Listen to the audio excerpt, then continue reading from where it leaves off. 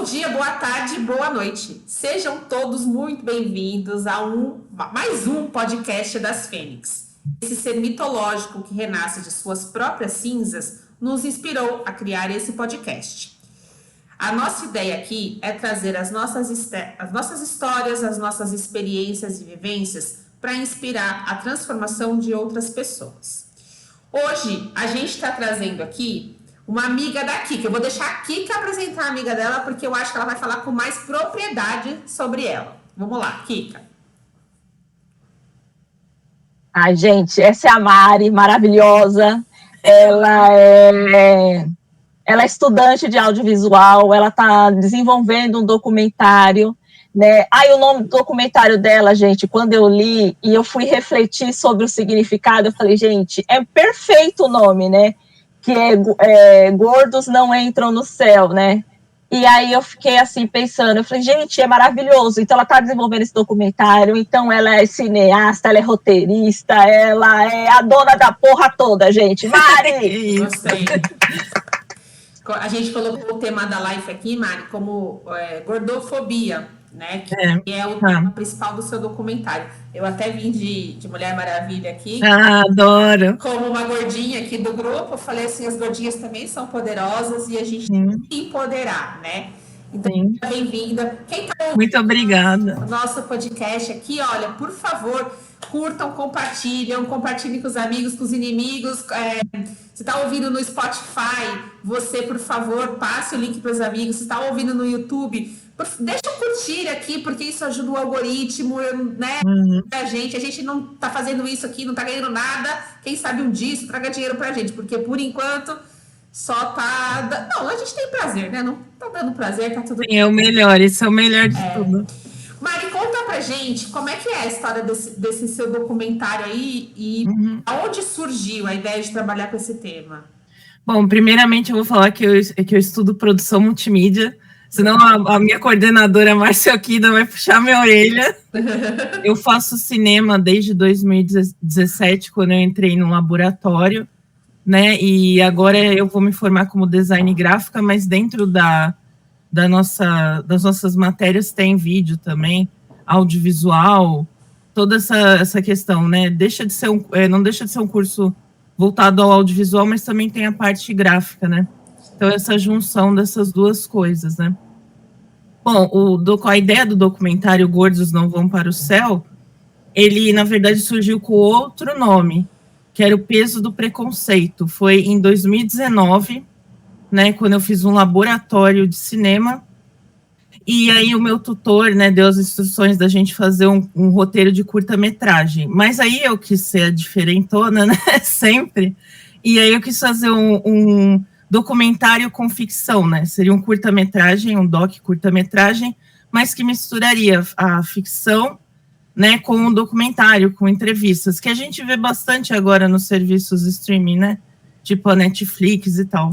Só que o meu tutor, ele falou que não, né? Esse meu professor lá, ele achou melhor, como era um curta-metragem, eu não conseguiria, nesse tempo, falar tudo que eu deveria falar sobre gordofobia, já que, infelizmente, né, a gente não tem nenhum registro pontual sobre, né?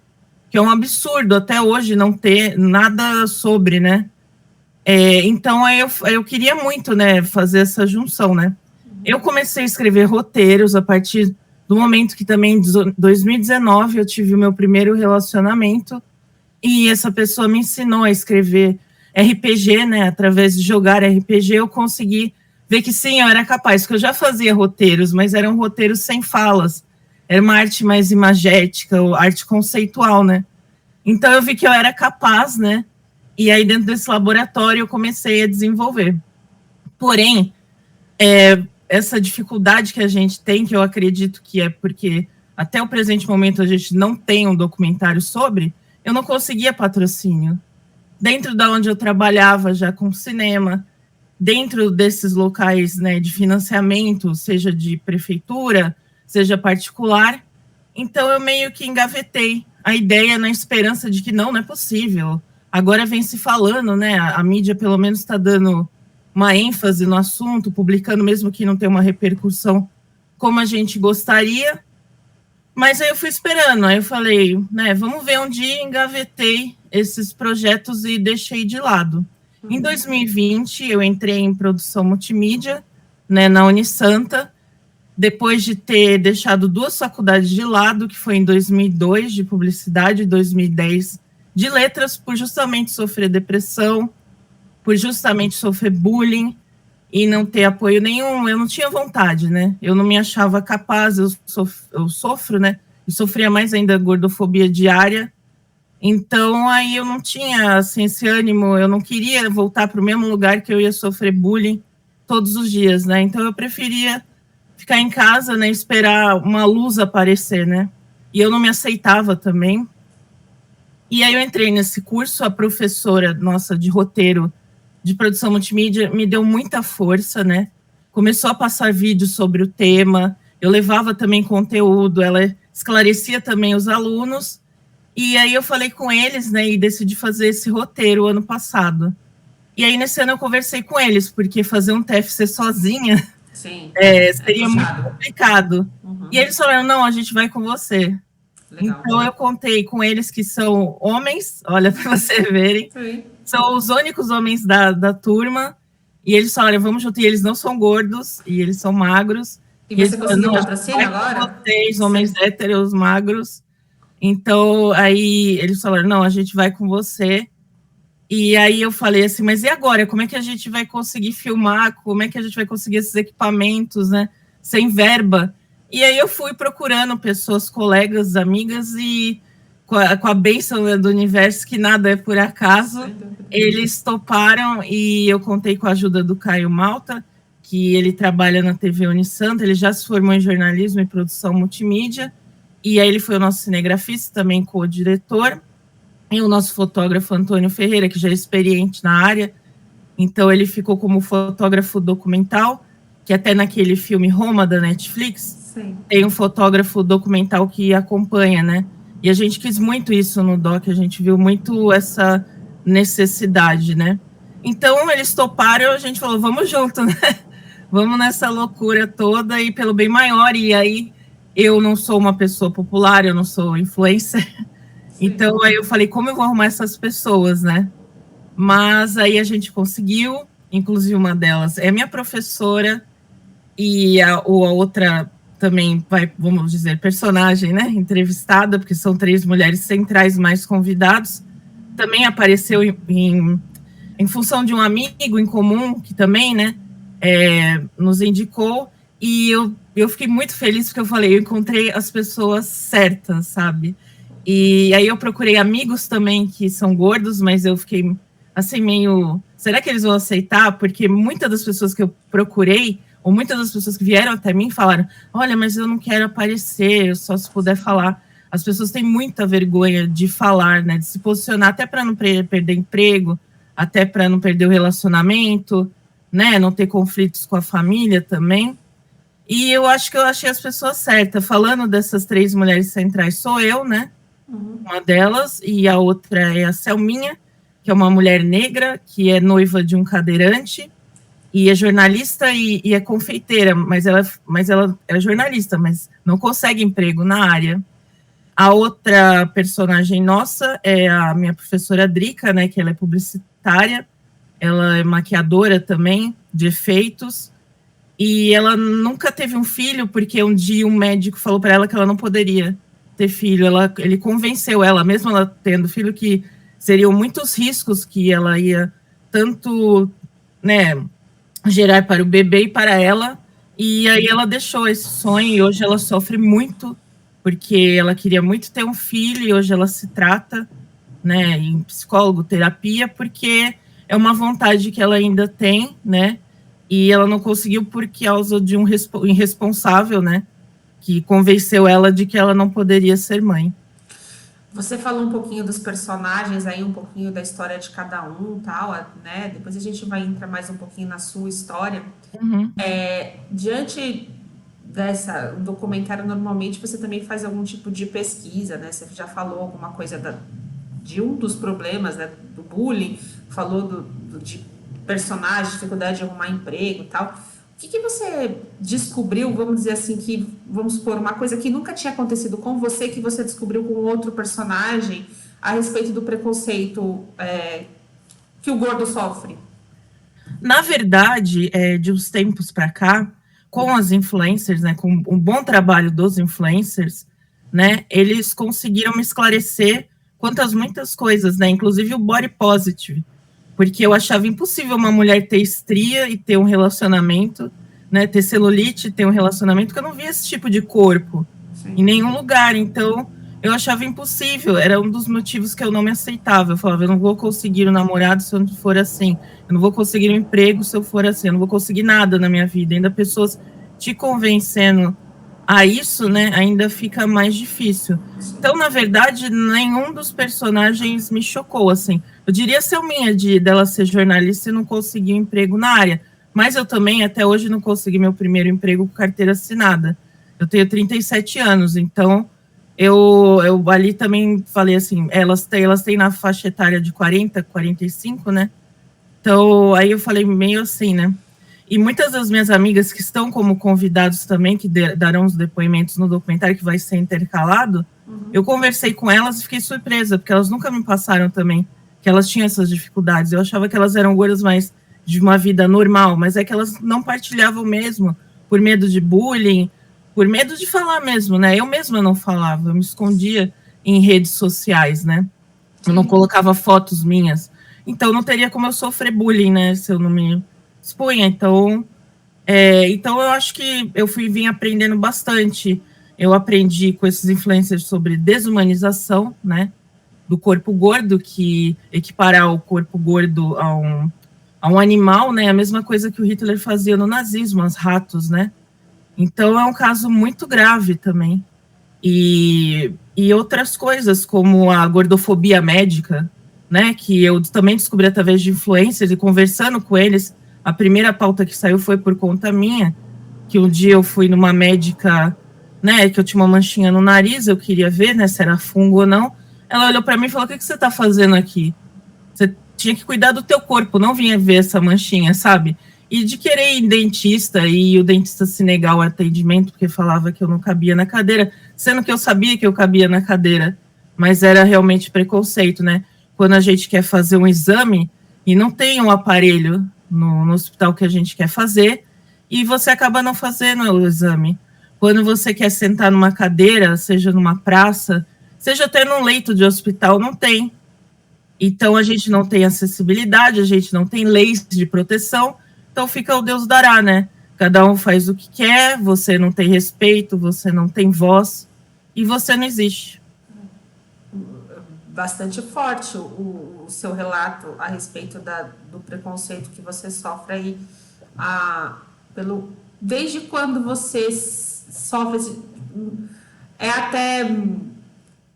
Eu vou tentar trazer essa forma de uma forma natural, sabe? Nada. Sim, pode falar. Tome como preconceito, porque... Não, que isso, que isso. Mas desde quando você é gorda, ou você se enxerga como gorda? Então, primeiramente, a palavra gorda não é ofensa, né? Sim. Muitos anos a gente... Ou sua gorda, né? Como se fosse um palavrão, uma ofensa. Não, eu sou gorda, pode falar. E aí, né? Sim. Então, não tem problema nenhum em falar que eu sou gorda. Eu sou gorda, essa daqui é a minha condição. Então, desde que eu sou criança, né? Desde quando eu quero achar uma roupinha para mim. Para você ter uma ideia, só em 2004 eu consegui achar a primeira loja que eu consegui me vestir, porque antes eu me vestia com roupas de menino, não que isso seja errado, até porque o meu estilo é mais esportivo mesmo, mas eu não achava, sabe, uma calça que tinha um fechamento de mulher, né, eu me vestia com outros tipos de roupa, então a gente não tem uma calcinha, a gente não tem um sutiã, a gente não tem dignidade, a gente não é humana, a gente não existe. Essa cadeira que eu tô aqui, eu só consegui esse ano. Antes eu não tinha uma cadeira dessas de escritório para sentar, sabe? E essa daqui, né, ainda assim, não é uma das mais legais, e foi muito cara. É outra coisa também, esse acesso a roupas, né, que você vê por aí, é uma minoria. Agora, assim, as grandes lojas de departamento estão tentando entrar, mas ainda eu só consigo roupa no setor masculino. Feminino não tem ainda para o meu tamanho, né? Fora o falso plus size, né? Você vai ver 4G e é tipo um tamanho G, sabe? É uma coisa assim absurda. Assim, eu dentro do meu universo, perante os meus amigos, eu sempre fui considerada gorda. Tipo, fui a maior da turma, enfim. Dentro de casa, sempre eu sofria mais bullying em casa do que fora. Nunca teve uma aceitação da família, sempre um puta de um preconceito em relação a isso. Talvez por isso eu tenha muita dificuldade em me assumir. Sim. Entendeu? Eu tenho dificuldade em me assumir gorda. E ainda falando sobre como eu me descobri gorda, né? Como eu tive essa noção, era bullying diário na escola. Eu sofria todo tipo de bullying, desde agressão física, agressão verbal, e de chegar na diretoria, eles olharem e falar que é uma escola católica, a gente não pode fazer nada, sabe? E desde ir no médico, eu tenho hipotireoidismo. E eu só descobri que tinha com 19 anos, porque todos os médicos que eu ia, eles nem mandavam eu fazer um exame de sangue, eles já olhavam para mim, já me passavam a receita e falavam, vai emagrecer. Então, eu só fui descobrir com 19 anos, eu com 12 tive a minha primeira menstruação e era totalmente irregular, estava na cara que eu tinha algum problema, né? Mas aí só com 19 anos eu fui me tratar, quer dizer, eu teria poupado muita coisa, né, da minha vida. E na escola, quando você não tem um namoradinho, né? Para você ver, meu primeiro beijo foi com 35 anos, né? Em 2019. Então, e mesmo assim, até hoje, eu nunca recebi um eu te amo, eu nunca fui pedida em namoro. Então, a gente se fecha, a gente tem medo.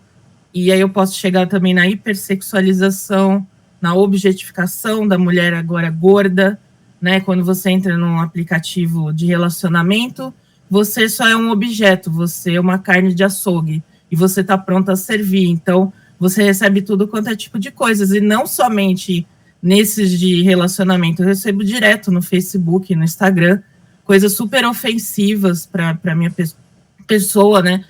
E então é isso que eu lido desde a infância, né? Muito pesado, muito pesado. Meninas, falem, porque senão eu não deixo vocês falarem. Ela foi falando aqui e, sim, eu não sou gorda, mas eu sou uma mulher negra. E ser uma mulher negra também tem seus desafios. Muitas coisas que você falou acontecem com nós, mulheres negras, né? Nós também demoramos para arrumar um namorado. Sim. A maioria muitas mulheres negras que vocês vão conhecer, elas vão te dizer, passei pela escola sem um namorado. Sim. Elas só vão arrumar um namorado na vida adulta, né? Eu passei por essa situação, eu não tive um namoradinho na escola, eu não tive um namoradinho no ensino médio, eu fui ter, já estava na faculdade, entendeu? E esse negócio da objetificação que você falou também... Hipersexualização.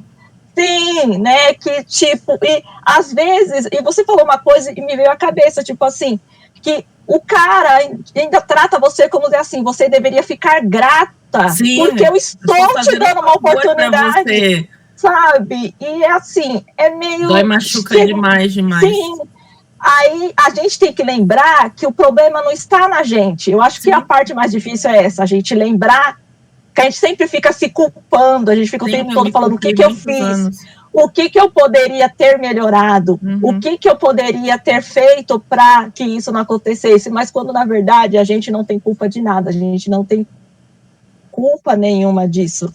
Assim, eu vou fazer uma pergunta, o que você espera com esse seu documentário? Porque apesar, né, a gente sempre espera alguma coisa, não que a gente acha que vai ganhar um Oscar, mas a gente sempre espera poder ajudar alguém. Bom, a minha intenção com o documentário é fazer um registro e datar, né? Primeiramente, porque não existe nenhum, né? É o que eu sempre falo, tem influencers, tem pessoas, mas isso não é o suficiente. Elas estão passando o dia inteiro que a pessoa gorda é feliz. Então, passa essa impressão de que não tem problema nenhum, sabe? Que a gente não sofre. 92% da população brasileira é gordofóbica, segundo uma pesquisa recente. A gente é minoria. Se alguma delas tem relacionamento, é porque elas são minoria. Se elas têm uma condição financeira, é porque elas são minoria. Então, é muito sério. Então, o meu objetivo, claro, né, a gente quer ser reconhecido. Tem a parte de Mariana que quer ser reconhecida como cineasta quer viver da profissão, que é difícil, ainda mais nesse país que não tem verbas, né? E agora, então, mais do que nunca, mas tem essa minha preocupação, e a gente quer, com esse documentário, fazer uma série documental. Como o assunto é muito extenso, mesmo não curta não daria, e nem no documentário. A gente tem que fazer por capítulos, tratar cada assunto, subtema da gordofobia por capítulos, deixar um registro bem importante, né? Tanto para as pessoas, para os jovens, né, que estão chegando agora, e para os antigos também, né? E eu quero, com esse documentário também, leis contra a gordofobia. Não temos leis de proteção no Brasil, não temos acessibilidade, então a gente precisa. Falando sobre acessibilidade, na vacinação, eu não consegui o laudo, não somente eu, mas várias pessoas, sabe? Foi situações constrangedoras de eu pedir para o médico ele se negar, de eu pedir para uma médica ela falar que eu deveria emagrecer, sabe? Coisas do tipo, assim, nem na hora da vacinação a gente tem respeito, a gente não passa por um constrangimento, a gente não fica mais chateada ainda. Então, eu quero muito que esse documentário sirva para a gente ter leis, para a gente ter mais acessibilidade, para a gente ser respeitado, para desmistificar também, né, que o corpo gordo não pode ser saudável. Até antes da pandemia, estava fazendo academia. Eu sou conhecida por ser uma pessoa muito ativa, de ficar em fila de show, assim, 8 horas, sabe? Direto para subir a serra e nem aí. E gosto bastante de andar, sou festeira. Então, não que a gente vai romantizar, né, a gordofobia, né? Que sempre vem alguém falar que a gente está romantizando, assim. Não, mas a gente quer dizer que o corpo gordo também pode ser saudável, que a gente tem um problema de metabolismo. Enquanto uma pessoa magra come um hambúrguer, anda uma quadra, emagrece, né, já elimina esse conteúdo, a gente não, vai acumulando dentro da gente. Então, para entender que não é culpa da gente, que é a nossa condição física, e alguns vão querer, né, se matar em academia o dia inteiro, né, viver uma dieta restritiva, viver triste, e eu não, eu vou querer saber equilibrar as coisas, vou usar esse meu tempo para ler um livro, para jogar, para falar com um amigo, para dar um abraço em alguém. Então, é a opção de cada um, mas o que a gente quer também é respeito, né, e inclusão, que a gente exista na sociedade, né. Muito legal isso do que você falou. Eu vou voltar num tema que você falou pra gente no seu relato, que é a respeito do preconceito médico, né? Sim. A gente trabalha com comunicação da área médica, a gente teve bastante clientes aí, clientes que a gente atende aqui. E aí é um tema que, para mim, particularmente, é um tema muito caro, né? No sentido de eu tenho bastante apreço pelo conteúdo de médicos. Pelo menos os médicos que eu tenho contato e que a gente atende, eu tenho certeza que não tratariam dessa forma. Nossa, ainda bem, viu? Eu tenho porque certeza. Santos é uma cidade praiana, né? Praieira, caiçara. Então, aqui tem uma, eu já ia falar o nome da academia, tem uma academia a cada esquina, sabe assim? Sim. Então, é uma cidade muito voltada por corpo físico, sempre foi. Então, aqui o preconceito ainda é maior que talvez da onde vocês falam, né? Tenha essa coisa dos médicos. Você sabe que eu vou falar uma coisa agora, gente. Desculpa cortar, mas agora eu vou falar. Ontem eu ainda vi uma propaganda de medicina. Eu não gravei o nome da marca, sinceramente, e era justamente... Eu achei extremamente preconceituosa a propaganda, porque ela falava assim, era uma pessoa gorda fazendo a propaganda, negra, e ela falava assim, eu uso o que eu quero, sou do jeito que eu quero, não sei o quê. Mas e a saúde? Sabe? Deixou a entender, sabe? Assim, tipo, é encobrir, né? Nossa. É encobrir o preconceito. Pra mim Nossa, é isso. a todo momento a gente é bombardeado que a gente tem que ser crossfiteiro, que a gente tem que fazer essas dietas impossíveis, que a gente é errado. Você abre o YouTube, vem aquela propaganda, já tem uma influencer, né? Eu não sei se ela é influencer, se ela é celebridade, subcelebridade, que acho que vocês devem saber quem é, que sempre tá com esses programas de regime e tal, de emagrecimento, e ela colocou coisas constrangedoras, até inclusive eu acho que uma dessas propagandas no YouTube deve ter sido proibida, que ela jogava uma mulher gorda na cama e tentava puxar nela o cinto assim, falando que ela não conseguia fechar a roupa, e falando, você vai ficar assim a vida inteira, e aí não cabendo nas suas próprias roupas, dá vontade de gritar para ela, só comprar um tamanho maior. Exato. Sabe assim, é tipo... É só as lojas sabe, fazerem ali, eu falei, meu Deus, que coisa vergonhosa. Eu como pode 2021. Tem tanto aspecto envolvido aí, né? Você falou da questão das roupas. Aí eu vou entrar num aspecto até meio econômico, né? A gente compra roupa. Gente, deixa eu falar das roupas. Deixa eu falar das roupas. Deixa eu falar, depois a Carol fala. Deixa eu concluir meu pensamento, vai, por favor. A roupa que a gente compra no Brasil hoje vem da China. O Sim. É do chinês. O chinês é minúsculo. Então, tipo, não... Quanto menos tecido, mais lucro, né? Salve o capitalismo! Isso que eu ia falar. É o lucro, na verdade, que as empresas têm. Tipo assim, você sabe que Marilyn Monroe, que era um exemplo de mulher gostosa do século passado, usava 46. Sim. Então, tipo assim, pra você ver, ela não era magrinha. Sim. Então, vamos... os grandes artistas, na verdade, né, de o outros corpo períodos, da mulher passa várias, né? Era muito ser gordo, né? Sim. A gente faz, na verdade, a gente tem uma coisa do corpo da mulher há muitos anos, né? Que é objetificado de todas as formas possíveis, né? O corpo da mulher nunca pertenceu a ela, né? Exatamente. Sempre pertenceu à sociedade. Exatamente, você falou tudo. Exatamente, é uma moeda de troca, sempre foi. E eu trabalhei numa empresa de um e-commerce de moda, né, que eles adoram dizer que é feito, né, eu não vou falar o slogan, senão eu vou entregar a marca, mas diria que é, né, que é pra gente, né, seria pra gente. Uhum. Mas assim, a modelo plus size, quando ela entrava no estúdio, que ela falava assim, a modelo plus size chegou, eu procurava ela. Eu falava, cadê? Aí todo mundo, ela tá ali. Eu falei, tá, onde? E aí o povo falou, é aquela ali. Teve um dia, a menina apontou assim, é aquela ali. Eu falei, aquela não é plus size. Não, aquela é modelo plus size. Eu falei, não, aquela mulher usa 42. E eles consideravam 42 plus size, sabe? Gente, eu já fui numa loja, eu comprei uma roupa tamanho G pra mim. Caramba! Meu Deus. Eu até guardei a ele, sabe? Eu falei assim, gente, como que eu tô usando uma roupa tamanho G? Imagine uma pessoa que precisa usar o tamanho G. Não, a gente não achava. Na minha cidade aqui em Santos, só tem uma loja, né, para pessoas gordas, é caríssimo e é uma moda vovó, sabe? Sim. Então eu só compro da internet. Então, se é alguma emergência, eu não tenho uma roupa. Não, e aí a gente segue para um outro padrão também do que a gente vê na televisão, nas novelas, enfim, da valorização por um corpo. Sim, e que se não emagrecer é mandado embora, né? Não, a gente não se encaixa naquele padrão e nunca vai se encaixar. E aí a gente começa a entrar a maioria, tá? Entra numa paranoia de não se sentir bem consigo mesmo, se aceitar. Eu passei por uma cirurgia plástica. Olha só, eu tirei mama, porque nesses processos, você citou o hipotireoidismo.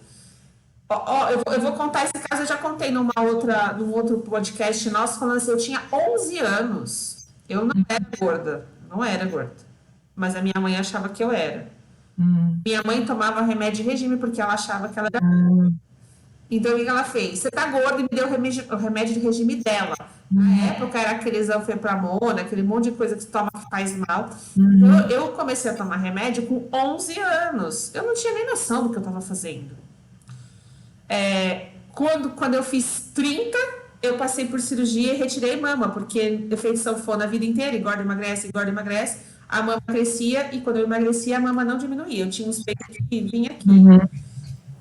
Eu não me arrependo de ter feito a plástica, porque eu ganhei muita autoestima. Eu ganhei muita autoestima, assim, eu aprendi a me amar mais com esse processo. Mas talvez eu não precisasse ter feito ela se desde cedo eu soubesse me amar. Né? Eu acho que, sei lá, tem um monte de aspectos se a gente for ver esse tema. Então, por exemplo, você estava falando sobre representatividade em tela. Nós não temos, né? Não tem. Desde o conto de fadas, sempre a princesa é loira, né? Magra e de cintura fina impossível, né? Então, o menino já cresce com aquela ideia de que a esposa ideal tem que ter esse perfil e ser calada e sempre concordar com ele, né? A gente já tem todo esse padrão. A gente não tem uma mocinha gorda numa novela que não seja uma coisa de caricatura, né? Se não seja no viés cômico. A gente não tem uma super-heroína gorda. A gente não tem nada, a gente não tem representatividade numa canção, a gente não tem nada, sabe? Então, é muito importante também, quando eu fiz esse primeiro roteiro meu, que eu tenciono, né, que ele tenha financiamento para ser gravado, que é uma protagonista gorda, né? E ela é a mocinha da história, né? Sim. E ela tem um relacionamento, então eu acho que isso daí é muito importante. E falando sobre a gordofobia que você sentia em família, muito acontece não só com mulheres, viu? Eu converso com muitos amigos meus que frequentam academia, têm o corpo todo malhado e mesmo assim não se aceitam, né? Ou que não têm o shape malhado, mas que vão para uma academia também porque não aceitam, e eu converso com eles, eles falam que a mãe deles não deixa eles comerem nada, sabe?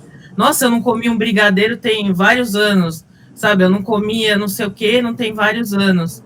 E ver como eles são podados, sabe? Nessa coisa, muitas mães que consomem medicamentos ou essas dietas assim super restritivas também fazem isso com os filhos. Então, muitos homens são criados, eles têm autoestima assim muito baixa, ao contrário do que você acha, sabe? Não, eu faço ideia. Você sabe que hoje eu faço psicoterapia, né? É psicanalista. E a minha psicanalista, ela fala uma coisa assim, já é uma senhora, tem um conhecimento muito grande, e ela me fala uma coisa assim, de como a mente humana funciona. E então, conforme você for se descobrindo, se aceitando, algumas coisas que eu trabalho, muita coisa da infância, da família, etc., você vai ver que muitas vezes, de uma forma inconsciente, a gente acumula peso para a gente se proteger do mundo. Então, a mente da gente funciona de uma forma muito doida.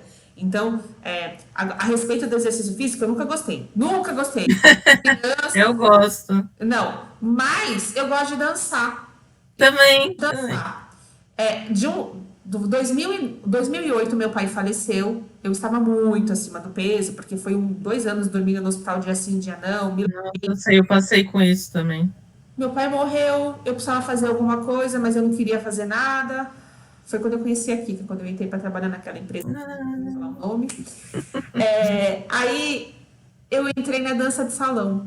Eu entrei na dança de salão porque eu queria ocupar minha mente. Não foi um exercício, eu fui procurar uma coisa que eu gostasse de fazer. Sim, é muito bom para ansiedade, né? Ajuda bastante. E de lá para cá já são 12 anos e eu me apaixonei. A dança hoje, eu faço dança 4 vezes na semana e eu adoro. É muito bom, é muito legal. Eu gosto também. Eu danço mais em casa. Boto meu sonho de ouvido. Isso, não importa. Dance bem, dance mal, dance sem parar. Sim. Né? Nossa, gente, eu tô apaixonada pela sua história. Me chama porque eu quero falar do seu documentário. Vem me convidando. Bora. Não, topo. Deixa eu aproveitar e fazer uma perguntinha. Qual foi a ideia do título do seu documentário? Gente, eu adorei, achei muito bom. Então, assim, eu vou decepcionar vocês, que a gente não pode falar, porque a pessoa que disse essa frase depois falou que não foi ela que disse, então ela está processando, né? Mas é só você dar um Google que você vai saber toda a origem disso. É só procurar, nossa, de primeira você já vai saber, né? Eu já gostei. Mas falando também, assim, o tema do doc, então, ele também é porque, como surge essa ideia de que gordos não vão para o céu, né? Que é um dos pecados, né? A gula, né? Sim. E esse pecado nasceu na Idade Média, por conta da escassez de comida na Europa, né? Então, ele era uma forma de contenção da população, né? Sim. Contenção social. Então, por isso que a gula foi considerada um dos 7 pecados capitais. Menina, eu tô passada agora. Eu não imaginava, eu achava que já coloquei no Google aqui, hein, gente? Não, peraí. Eu sou dessa, mas eu não vou falar, não. O povo que lute. Eu tava na lista do Moisés lá, do Maomé, sei lá. Desde o começo. Idade Média. Sim, a pesquisa que eu fiz foi essa mesmo. O filme do Brad Pitt tá errado, então. Sim, eu sei sobre isso. Tem muita coisa errada aí, Carol. Tem muita coisa errada. Agora, eu gostei muito tem que consertar tudo. Da primeira parte, né? Tipo, você falou que primeiro surgiu o peso o peso do preconceito. Eu achei demais também o trocadilho do Sim. preconceito, que eu achei muito legal. E também a continuação, né? Achei... Essa ideia do novo título veio de um dos nossos convidados, né? Que ele me passou essa matéria dessa pessoa falando isso, falou, não, sabe, chega, isso aqui é um absurdo. E aí eu olhei e eu falei, ele falou, isso daí daria um bom título. Aí eu falei, então vamos mudar. Sim. Aí eu falei, vamos mudar aí o título. E aí ele tem um subtítulo, né? Qual o poder de escolha de uma pessoa gorda, né? Gordos vão para o céu. Gordos não vão para o céu. Qual o poder de escolha de uma pessoa gorda, né? Que eu acho que é isso. Qual é o poder de escolha de uma pessoa gorda? Eu posso me apaixonar por alguém e ter essa recíproca? Ou eu só tenho que ficar com alguém que foi alguém que me aceitou ali, né? Então, é uma desses debates, né, que a gente pode funilar também para outras questões. Muito legal, muito legal. Você faz terapia? Então, não, mas não indico. Como eu falei, eu passei esses anos todos trancado dentro de casa, né, tentando me conhecer, tentando me acalmar, tentando me aceitar. Então, demorou muito mais tempo do que uma pessoa que iria frequentar uma terapia, né, que iria ter um apoio. Sim. E eu também tive a sorte de ter amigos depois, né, que me ajudaram nesse processo, sendo amigos de verdade, né, e de uns tempos para cá, então, tem aparecido muitas pessoas legais na minha vida, mas eu não aconselho, sabe, eu também tenho minhas crises, eu também choro à noite, eu também tenho dia que eu não tenho vontade de sair, tem dia que eu tenho vontade de fazer nada. Recomendo fortemente fazer terapia, porque a terapia não é um processo para o outro, né, é um processo interno.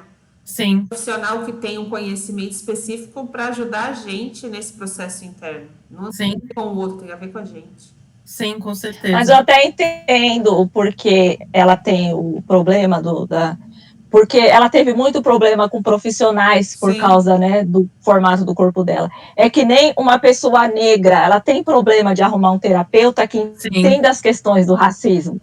Então, eu entendo, quando você fala... Por isso eu falo assim, não é só fazer terapia, você tem que encontrar alguém que entenda as suas questões. Porque em vez de te ajudar, se a pessoa não entender, dedo, né? ela vai ferrar com a sua vida um pouquinho mais, então ela vai te deixar pior. Então, realmente, assim, é muito importante fazer terapia, mas o mais importante ainda é encontrar um profissional que entenda o seu problema. Sem dúvida. Né? Principalmente porque eu era antigamente, né? Mas atualmente eu não sou aquela pessoa que internaliza, sabe? Eu tenho um problema com você, eu vou lá e falo e você vai ter que me ouvir, entendeu? Então eu externalizo tudo. E eu encontrei a melhor terapia, assim, para mim, né? Que foi em 2017, quando eu encontrei as artes. Então eu coloquei tudo para fora, em vídeo, em poemas. Então eu escrevo, assim, todos os dias quase. Então, é uma forma que é a terapia que eu encontrei. E também no exercício, né? Me ajuda, eu tenho ansiedade, né? Então, ajuda bastante. Agora, eu não posso, que ainda eu tô meio insegura de voltar para academia, né? Eu ainda não tenho aquela... Mesmo tomando já 2 doses. Eu costumo falar que a arte cura, viu? Sim, mas é. A arte cura. E eu tenho um relato meu, só que eu não tô pronta ainda para falar sobre isso. Tudo bem. Mas que eu falo que para mim curou, de verdade. E música, né? Eu ouço música o dia inteiro. No meu caso foi no audiovisual. Foi muito semelhante com o que você está fazendo. Foi com um trabalho da faculdade que realmente eu me senti... Tirou um peso que eu tinha de mim, sabe? Foi na arte que eu consegui. Falando em arte, assim, de 2007 que eu comecei a colocar a minha cara em tela, né? E aí, em 2019, eu fiz a minha primeira web chamada, que foi com essa pessoa que eu tive o meu primeiro relacionamento, porque eu tinha vergonha, né, de me expor, eu nem colocava foto minha. E desse último ano pra cá, eu comecei a fazer lives na Twitch, jogando. Então, eu descobri esse meu lado apresentadora. E eu gosto muito de falar com as pessoas, sabe, interagir com elas, conversar. E isso é muito legal também, isso ajuda a gente, né? A ficar bem e conhecer novas pessoas. Faz muito bem. E ajuda outras pessoas, né? Incrível também, como a arte, assim, você se cura fazendo a arte e você ajuda no. Exatamente, eu recebi vários relatos com esse meu trabalho e eu acho que você vai receber também muitos relatos. Toda a minha arte que eu fiz até hoje, toda representativa. Seja para o movimento LGBT, seja para o movimento negro, do racismo estrutural. A gente já fez vários eventos. Quando eu trabalhei, eu tenho muito orgulho da gente ter feito, né? Apesar de não ter tido voz para fazer sobre gordofobia, eu estava também fazendo para as outras pessoas, né? Que também precisam muito. Que também é um movimento muito legal mesmo. Sim. E como é que foi essa história da live no Twitch aí? Eu não sei o que é Twitch, não é Twitter, é diferente, né? É diferente. Ela fazia de jogo. Que você joga online, né? E aí você transmite o que você está jogando no computador ou videogame, né? E isso tem placa de captura e você transmite através do computador. E aí fica as pessoas em tempo real comentando no chat, não por vídeo nem áudio, mas eles comentam ali no chat. E aí eu tenho uns amigos meus, que inclusive um desses amigos está sendo editor junto comigo do documentário. E aí eles me chamaram para começar a jogar RPG com eles. E o ano passado, na pandemia, eu estava bem mal, como acredito todos vocês. Então a gente não podia sair nem nada. E a gente começou a jogar toda semana, né? E para dar um refresco também, faculdade online, pandemia, incertezas. Então a gente começou a jogar. E alguns deles transmitiam, né? E aí eu fui me interessando para a ideia. Eu fui comprando microfone, aí fui comprando a webcam, aí fui ajeitando, não sei o que, fui chamando alguns amigos que já faziam, e aí eu adorei, né? Principalmente, a gente menos joga, mais conversa, sabe? E aí eu quis trazer um conteúdo diferente, então eu mostro coisas interessantes, eu falo sobre o meu jogo que eu tô fazendo, que além do doc eu também tô fazendo um jogo, né? Já fiz o protótipo do game board, né, que é físico, tipo, seria banco imobiliário, só que em formato RPG, assim, né, para explicar o que é jogo board, né. Então, aí, e aí eu tô fazendo a parte digital agora com a minha dupla da faculdade, né, que a gente também tem games. Que legal. E aí eu falo sobre o meu game, eu falo sobre outras coisas, eu falo sobre o Oscar quando eu tava ao vivo, sabe, aí eu comento e a gente vai conversando. E é mais legal que a gente chama os amigos, aí a gente vai conversando, todos eles juntos, aí se um amigo não conhece o outro, acaba conhecendo ali, tem gente também da minha faculdade que entra, então fica todo mundo junto e misturado, né? É uma patota online ali, né? Sim, sim. Uma tiazona agora, até com a gíria de... Eu não sabia o que é Twitch. Sim, é o universo geek. Eu sou a senhora. Não, que isso. Eu fiz uma vez, eu tentei fazer uma live no Twitch, uma pessoa me assistiu. Mas no começo é assim, menina, no começo é assim. É aos poucos uma vez mesmo. Só. Mas é bem e legal, eu também né? É uma rede muito legal. Da Geek Blast, né, eu também fui revisora da Game Blast, né, que pertence ao grupo lá, e ali também eu falava sobre games, né, mesmo sendo revisora, né, e aí eu tinha esse contato com o pessoal, eu adoro, eu frequento a Comic Con, a BGS, então é o meu universo, gente, eu sou geek. E somos, né? Amo.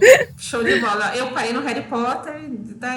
Harry Potter, quem não ama, né? Eu tenho um aqui atrás, ó, acho que ele vai aparecer. Eu falo que eu amo todas essas coisas. Eu gosto, só que eu não tenho memória para gravar nome de filme, mas eu amo. Eu amo o jogo, eu amo Harry Potter, eu amo todas essas coisas. Eu não sei se vai dar para ver, mas ali atrás eu tenho duas ilustrações que a Kika fez. Eu acho que depois... Ai! Nossa, eu quero ver, depois me mostra. Depois eu vou mandar a foto. Gente, olha, foi muito legal esse papo. Muito eu amei. Mesmo. Eu acho que a gente precisa marcar um outro dia para continuar, para aprofundar os temas aí, porque eu acho que tem muito assunto legal para a gente falar dentro desse master tema que é a fobia. Queria convidar você, chama os seus entrevistados, né, as suas personagens para participar. A gente faz um bate-papo com Nossa, elas vão adorar. Vai ser muito legal, tal. Esse formato agora de podcast é um formato que que tá bacana, né? Tem bastante gente fazendo, enfim, e é uma coisa... É isso. Meninas, algo a acrescentar? Muito obrigada, Mari. Você é maravilhosa. Vocês Obrigada, maravilhosa. Adorei conhecer. Muito obrigada. Também, é um prazer enorme, de coração mesmo. E quando vocês precisarem de mim, mesmo não falando sobre o tema, outro tema, se vocês precisarem, pode chamar aqui. Manda pra gente assistir tudo, hein? Quero assistir tudo. Mando, então, claro. Já super curiosa. Obrigada. Obrigada. Um beijão para vocês, viu?